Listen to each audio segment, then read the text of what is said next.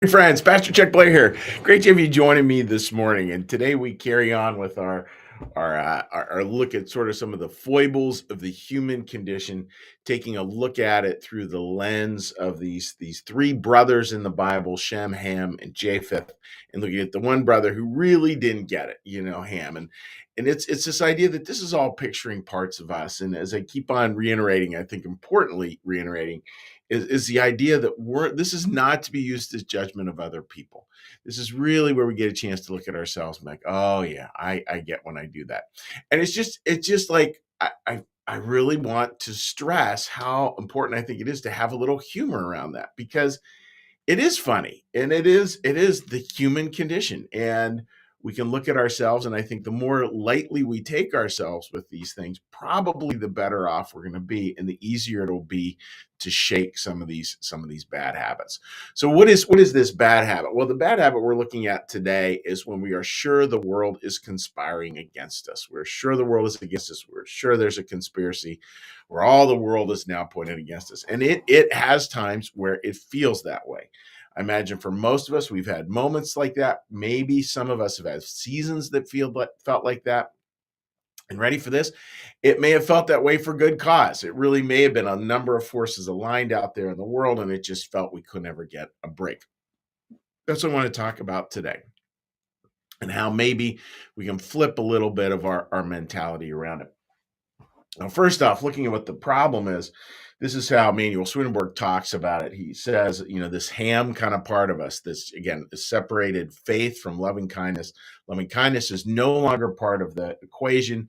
We have weaponized our faith, and that could be faith in any number of ways. I mean, I think atheism even is a faith in and of itself, but any kind of faith that you're abiding by, when you've weaponized it and you no longer have loving kindness, that's what it's talking about here. So when that happens, neighborly love goes. Where neighborly love is absence, in other words, love of other people, self-love is present. So we take away love of others, what's going to be present is just this narcissism. Uh, Along with hatred for anyone who does not cater to oneself. So there's this disdain of anyone who's not catering to our every need. And I think that is, we can see that, right? We can see that in ourselves. We kind of get surprised that the world is not acting the way we believed it should be acting. So this morning was just a little example of that. And, so dropping off my car for a little repair, walking back up, there's a little town called Beth Ayres just down the road from the office here. That's where our mechanic is. So dropping off my car, walking back up.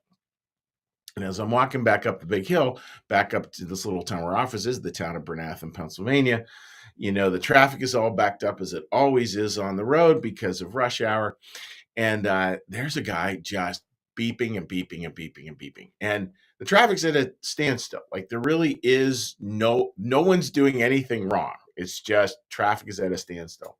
So I walk past and he's like exasperated. He's throwing up his hands. He's beeping, he's beeping, he's beeping, he's beeping. And then I look at the people in front of him, and they're kind of like distraught because they can't go anywhere, and they're kind of like their hands are up. And so his anxiety has now passed on to him. And he continued doing this several more times going up the pike. And I just thought, like, oh man, this guy's having a pretty rough day. And it's an example, I think, where our mindsets get when we believe that the world is conspiring against us. This man, it may be presumptuous, I may be totally wrong, but I'm going to make up a story here because I know it's a story I would make up, frankly. Is this man had in his mindset that, wow, the whole world, all this traffic was conspiring against him. He had to get from point A to point B. All the traffic had gotten together to say, like, you know what, Larry, we're not letting you move. And or whatever his name is. I don't know what the guy's name was, but it just was so much an example of the human condition, and where hell is of our own creation. Like, literally, he was in that car and he had created a hell of his own creation. And that was distressing and not a great place to be, not a great way to start the morning. And the problem is that when we believe the world is against us and we start acting out of that all the traffic is against us, etc., it radiates out. Like, it'd be nice if it just impacted us, But I felt anxiety, hearing this guy beep. I felt anxiety for the couple in the car in front of him who were like, I don't know what to do. They probably used some other language there too, no doubt. But it just wasn't good. It just wasn't good. So how might be what might be just a little flip, a little small flip, a little small change we can make in terms of how we see the world. Well, it's interesting with the word spirit, spiritus, which means wind, breath, or God, and a beautiful, beautiful word to have. And when we look at it that way, just think of the word inspire or conspire. Now, the word conspire, conspiracy, means that there are people, and the word literally means to breathe with. That there are all these people who are colluding in our demise, and that they are breathing together. They are sort of like this idea of sort of being a circle and whispering all around, like we're going to make sure that guy doesn't travel fast. We're going to just go as slow as we can. We believe there's this conspiracy out there, and that is not a good place to be. So there's conspire and there's inspire. And inspire is so much the flip of all that. Inspiration is where we allow God's breath, again, God is the breath or the wind, to come into our lives. Don't know where it comes from, don't know where it goes to. That's right out of the Bible. And yet we allow that to move through us. We allow that to oxygenate ourselves and oxygenate our lives. And it's just a different way to hold it. And maybe that's a piece, folks, where we can ask the question, right? Is instead of having this judgment on, yeah, what's the conspiracy against me? I want to know who's conspiring against me and how life is somehow conspiring against me. Maybe we can flip that into, Lord, just give me a little inspiration. Give me a little inspiration. Allow the Spirit to breathe into me versus me judging of how people have conspired, decided to breathe together against me.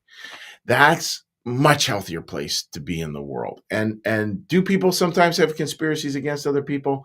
Answer is yes, obviously, right? And but your misery over it isn't going to change that fact. I mean, yeah, I'm a pastor. I am sure some people have gathered together to talk about a sermon they didn't like and how I dropped the ball on something. I'm sure, and it's probably true of every single person watching this. Such is life, because I certainly have done the same. Of shame to admit, of people who I didn't particularly feel like had carried the ball the way I would have wanted it carried. Such is life, right? And maybe we can flip that just by being, okay, God, like just breathe. God, just breathe into my life. Give me a little inspiration today to see this differently. Again, imagine the guy being stuck in that traffic, being just like taking a breath. I just want to see this differently. Please, God, inspire me to see this differently. There's the flip, folks. And yeah, and it's pretty big. It's pretty big. Don't be that guy in the car. Simple. Don't be that grouch. Find a way to find life a little bit more, hold life a little more lightly today, hold life with a little more inspiration. Make sense? There you go. So I thought what we would do right now, folks, is we're going to take a little breath. For those of you joining us the first time, this is where we slow everything down. So my idea for the day, conspire versus inspire. And then we move into just this gentle meditative place where we just kind of let everything wash over us, not try to have a big thought or a big dedication for the day. This is just to sort of calm us down moving forward.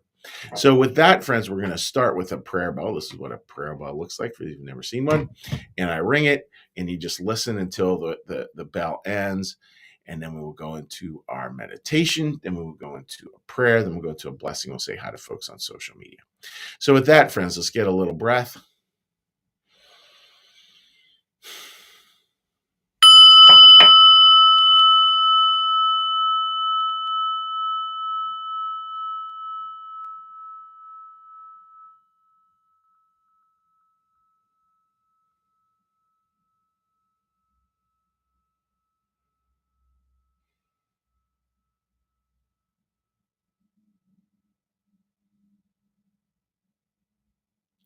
Be still and know that I am God.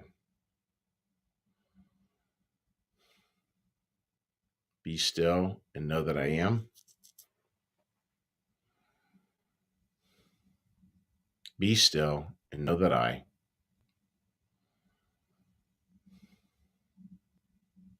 Be still and know that.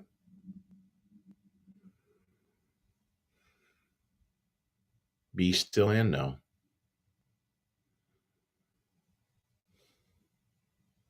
Be still and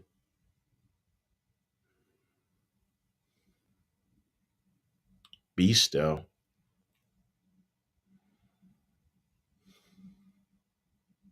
Be.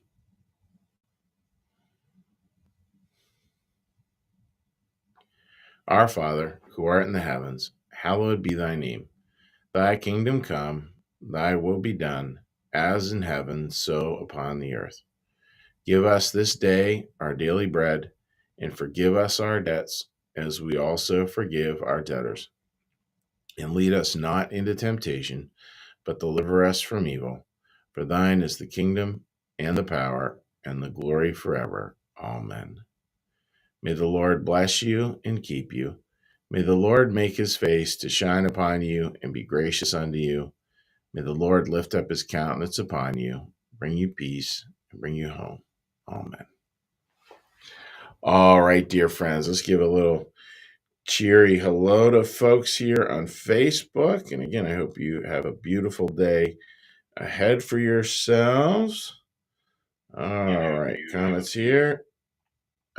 All right. Frank, good morning to you, buddy. Marianne, totally agree with you. Good morning, everybody. In ads, when we are in our own heads, it's always a crazy place, brings out the worst in us. Absolutely. And I was just thinking that. I mean, it's just something about like being in a car that's so symbolic about being in our own head and where we're really just judging everybody. I mean, this guy was pissed and like he's just so easy to judge the world that way that people are actually doing this to us. Happy Wednesday. Always a downward spiral when we get in our own heads. These daily meditations help me reset my mind for sure. Thank you. And same for me too, because it's like, and it's funny, Melissa, doing these things, and I'm like walking up and thinking, oh, there's the sermon right there, poor guy. Let's see.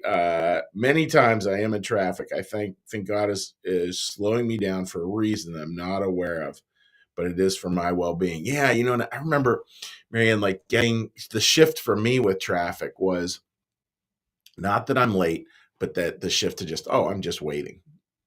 And that was different. Late, I'm late for me has a lot of like charge to it. Like, I can't believe I'm late or somebody's making me late or blah, blah, blah.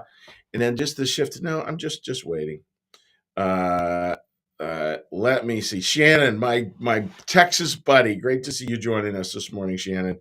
Good morning. So excited that I was able to catch the beautiful live this morning. Well, Shannon, always great to have you joining us, my good friend. All right, let's take a look over here at another Facebook page. See if there's any comments. There's a bunch of comments over there. Let's run through these real quick.